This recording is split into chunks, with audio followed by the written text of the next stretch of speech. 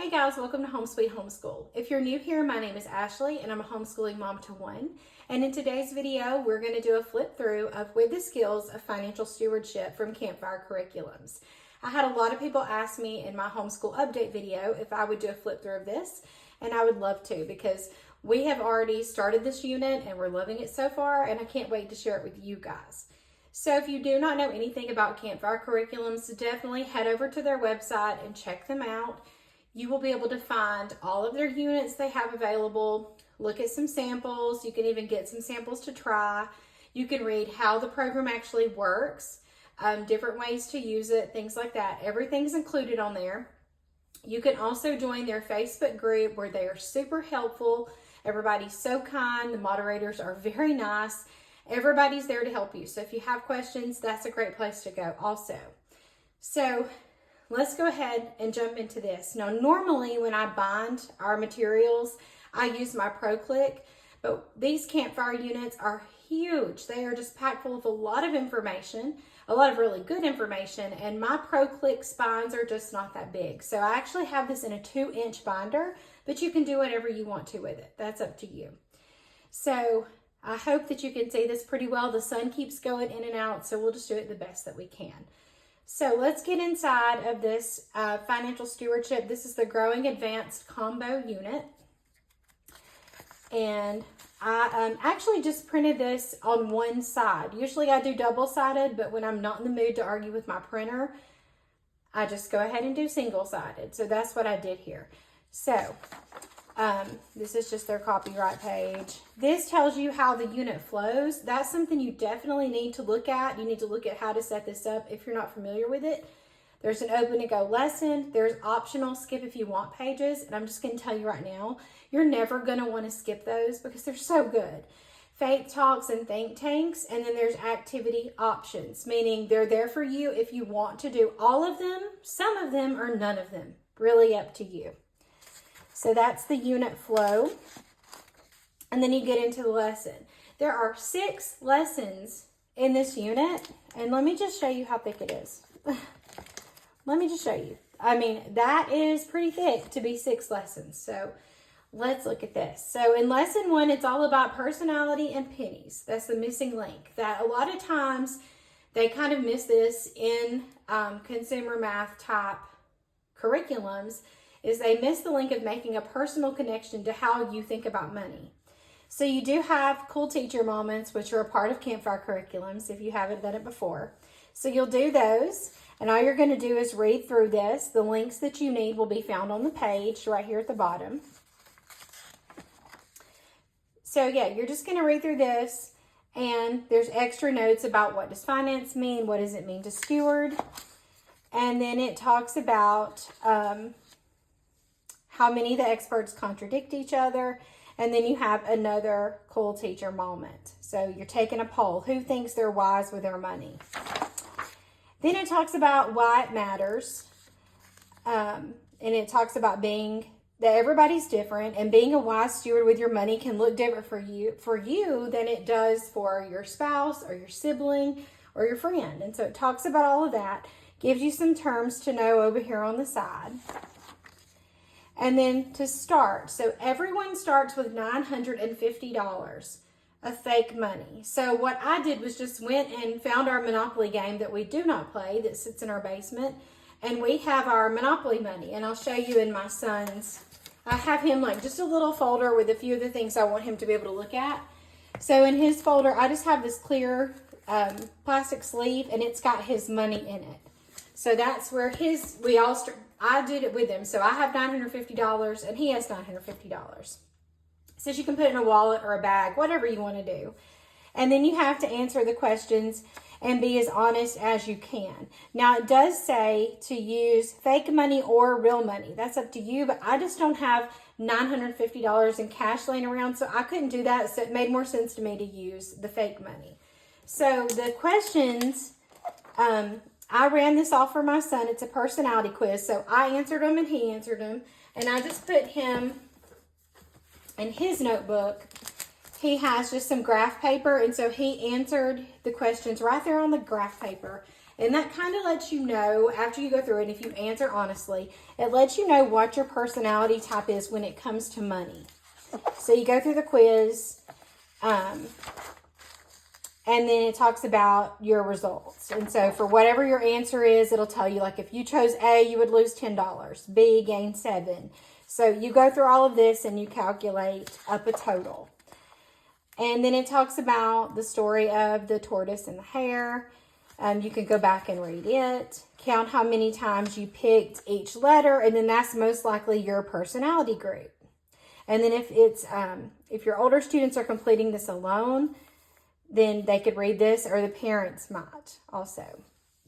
And this just says that the descriptions on the following pages are slightly generalized for the sake of all ages understanding. If you have very young children and you need to summarize, please do. And it says, keep in mind, you might not match all the qualities of any one group. And so then it has the different groups. You could be a risk taker, so it gives you a summary and a reflection and what to do. And then your characteristics, and that's the same for each of them. You could be a saver. And then this is for adults or lower income. It says you may not have extra money at the end of every paycheck. You may feel like you can't do anything but save a few pennies. Many people are barely getting by. Some families, some of the hardest workers, don't have enough money for groceries, or they aren't able to pay their power bill. Those who are going through this kind of situation are incredibly strong and persistent. A family that's struggling with lower income or higher income but bills that exceed their income might have a hard time comprehending how they can do anything but save a few pennies. And so I love this lower income alert. Then you've got Group C's, the balancers. Group D.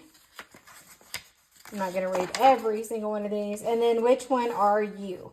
And then you have a cool teacher moment. So the beginning of the lesson, you moved either to the left of the room or to the right of the room. So if you move to the left side of the room at the beginning, you get an extra $15 added to your income, and whoever stayed gets $30. And then here's a note to share with the parents.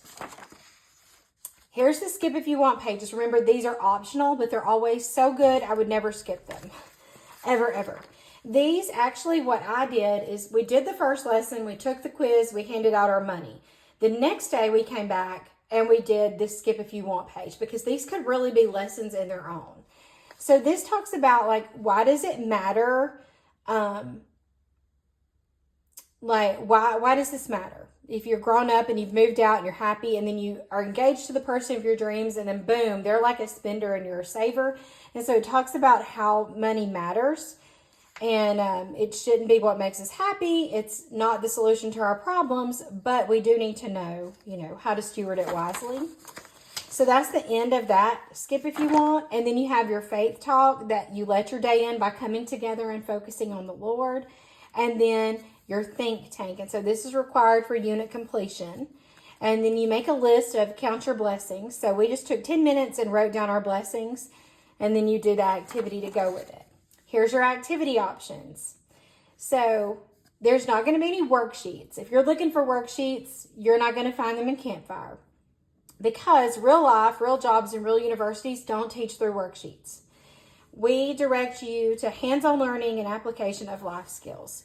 So this does say that each activity option could be treated as its own lesson and comes with additional learning. So spread it out over as many days as you like, okay? So option 1 is opening a bank account. So right now, my husband is actually in finance and banking. And he said he did not feel it was necessary for my son, who is a 10th grader, to come and open a banking account right now. But we did talk to him about it. So we talked about all of this with him. That was one lesson. Option 2, we talked about using the debit cards. So we got our debit cards out. We looked at it. We talked about all of that that's on here. And then our other lesson for another day, we talked about security. So this was really good because you've got kids who are using the internet. They may not know what to trust. And so this whole thing covers security. So public Wi-Fi risk, password and PIN safety, phishing prevention. We did that. And then the next day we did this, where they look at 2 different emails and they look for clues that this could be fake and could be a scam. And that was a lot of fun. I printed this off for my son and put it in his notebook, and he was able to look at it and tell which one was a scam and why. And so then you go over the details of it. Option 3 is for older students. It's filling out a W-4 form. And so we talked about what that meant. And he had this form to look at in his folder. And then there is a blank one for them to practice filling out. And I think that's good. I think a lot of kids grow up and they don't know how to fill out forms. And so I love that. This goes with option 3. This is why do they withhold taxes? And so it talks about federal income tax, Social Security, state and local tax, and then Medicare. And then this talks about that sometimes you can work for someone but not technically be their employee for tax purposes. And so it talks about examples of that. And that's all for that lesson. So that was all of lesson 1, y'all. So we got a lot to get through. Lesson 2 is about the financial chessboard. Meet the strategist. And so you have a cool teacher moment. You're going to talk about, I love this analogy here as being the captain of a ship, and the ship represents your financial resources. And so I love that. It's really easy to understand that way. This talks about the budget, and it talks about like the instrument of the day is binoculars. And we're going to show you how to get the advanced notice with this tool. And so as you can see, I have highlighted here. And it talks about how this person's thought process is mistake number 1. Travis is just not making the best decisions here. And it does say that no decision with money should ever be made based on your account balance at the end of the week or month. And so that was important. You know, you need to know that. You have a little game to play here. And then you can, I drew a line because that's where I was going to stop that day. And then you could go on here. So this is how long this lesson is. Then it has a sample spreadsheet. So I copied these for my son so he could look at these as we were talking about them. So you're looking at a spreadsheet. And it talks about how Excel and Google Sheets can auto-calculate for you. And how to add, you're going to add on extra columns and things like that. So you go through this whole spreadsheet here. You talk about hypotheticals. And did you know that there are some pitfalls to being a strategist? Here's your faith talk and your think tank. Your faith talk continues on a little further. And then some more options. So for your younger students, obviously older kids would like this too. An obstacle course relay. It gives you what you're doing here. And it relates, obviously, to money. And then I have my little divider here because we are still working on this spreadsheet. This is for older students. You can find this in their link, the spreadsheet. Lesson 3 is to keep calm and save on. That's the Savers motto. And so we learn a lot about sales and special offers and talking about rollbacks and things like that. And so in my son's book, I think it's in his, or I may have put it in mine, I'm not sure. Let me look in his really quick. Okay, yeah. So I put this in his. This gives you different sales, and you have to answer the question, like, do you jump on it and buy it now or not? Do you join or not? Do you do it for the discount or not? That was a lot of fun to go through and to pick out, you know, that's really not a good deal, things like that, because it's very easy to fall in that trap when you don't really need something and you buy it because it's on sale. So you go over mistake number 1 is not having binoculars, which means you're not looking far enough to see what's coming, okay? Mistake number 2 is don't run into the iceberg. That's the bad sale that's right in front of you. So I love this. So you keep going through that. You do have a passion path there to talk about Pavlov's dogs. And here's all the answers to the sale stuff. This talks about saving, another cool teacher moment. I hope that you can see this. I mean, it looks a little dark, but I hope you're getting a good enough view of it. And then we're at more skip if you want pages. So this is financial goals for all. So it talks about emergency funds and savings, some risk taker tips, balancer tips, how much emergency fund, how much in savings, the SMART method for goal planning. I've heard that in a lot of different areas, not just for money. The big question is, why should we save? That's important. Interest. This talks about savings account, money market savings, certificate of deposit, high yield savings account. I've heard all this from my husband. So there's another page about for the adults or low to mid income families. And then there's another page. This talks about subscription killers. This is frugal feast nights. And then savor pitfalls for parents. And that's the end of the skip if you want. And then you've got your faith talk and your think tank. That's continued. And then you're in your activities. So there's a board game challenge for younger students. And then for older kids, build a stronger spreadsheet. So you're working on that emergency fund there. So option 3 is when it doesn't balance, when real life doesn't match up, because sometimes that might happen. Activity option number 4, this is for adults and older students. It's a no spend challenge. I know a lot of people do those. I'm not brave enough to do that. I do like to spend a little bit of money.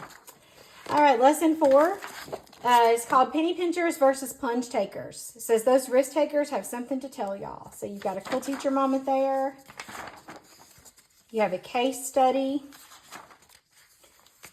You're going to talk about stocks, credit card, credit line, and startups. Selling stocks, earning dividends. Another cool teacher moment. As you can see, there's tons of stuff over in the margins that you can go over. It's really good definitions of what these things mean. Your skip if you want pages. How credit cards work. The snowball effect, maxing out, and the domino effect. Should you ever get a credit card?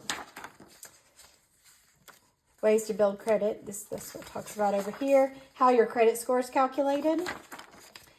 Looking at a credit card statement. That goes on about that. This is for adults or those that are in debt and how to pay down debt. So it goes over like debt consolidation, debt settlement, and bankruptcy, which is a last resort. Cryptocurrency, which I know, your teens have probably heard of, and Bitcoin. So there's some stuff in there about that. And that's the end of the skip if you want. Here's your faith talk, your think tank. That one's a big one. Here's your activity options. So for all students, it says to play Farkle. Activity 2 would be pick a stock, any stock. And so you go through all these steps here. Activity 3 is to help Alex. So Alex is in the story in that lesson. Lesson 5 is penny pinchers versus the plunge takers. This is part 2 of why risk does matter. You have a cool teacher moment. Why you should diversify. Talks about a safe business, a medium risk business, and a high risk business. Marketing, supplies and quality, expanding your business. Passive income. This tells you how to do that, how to tally all that up. And then an exit ticket, which was really big when I taught school. It's just kind of showing what you learned. So you're going to write down 1 risk you'd like to take in your life, and then 3 steps to make that risk manageable. Then you have skip if you want pages. This is apps, P&L, and more. Profit and loss statement. Why do I owe taxes or get a refund? So this talks about your risk takers some more. Savers and strategists. 1099 status. And then your faith talk. Your think tank. Continued. And your activity options. So filling out a check. That's important. Filing yearly taxes. Also important. Lesson 6 is money is a tool, not the goal. So you've made it to the final lesson. You're going to talk about the balancer's big secret. What do balancers do best? Generosity and what else we can learn from that. And it goes through each of the little, for the risk takers, for the balancers, for parents or lower income. More skip if you want. So this talks about ready to move out, renting versus buying. Why is renting more expensive? Let's see what else we got here. How much will it cost to move into a home? Good or bad debt, how to get a loan. Retirement. And then that's the end of those. Your faith talk, your think tank. Option 1 is just to enjoy your day. So stop thinking about money and go enjoy your day. Enjoy your family, enjoy your friends, find pleasure in what's outside. And then in the appendix, there are coloring pages for the younger students. There's a bank, some different little money pages for them to color. And there's my money right there in the back. So that is what this looks like. I did not print the whole book for my son. I just print the pages as we go that I want him to be able to look at as I'm reading through them with him. And that's what I put in his notebook. There's also a little game that and I didn't have it in here because it's in a baggie. But there is also a game where you cut apart these strips of paper, you put them in a bowl, and it will, throughout this unit, it's going to ask you to like pick 5 or pick, it'll tell you how many to pick.